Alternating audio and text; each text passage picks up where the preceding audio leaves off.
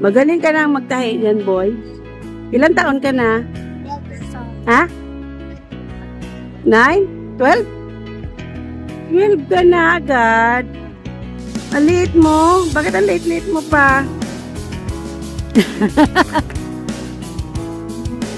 Ha? Pa? Napuan ka siguro, napila, hindi na ano. Bulok yan.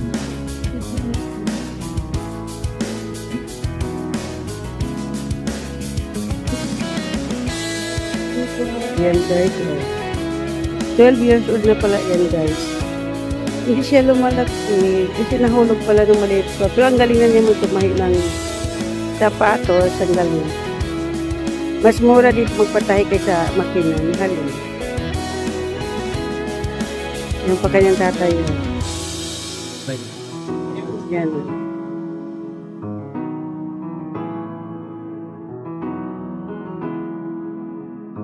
Magsabi kang hi. Ayan. Kasi ilagay natin sa YouTube.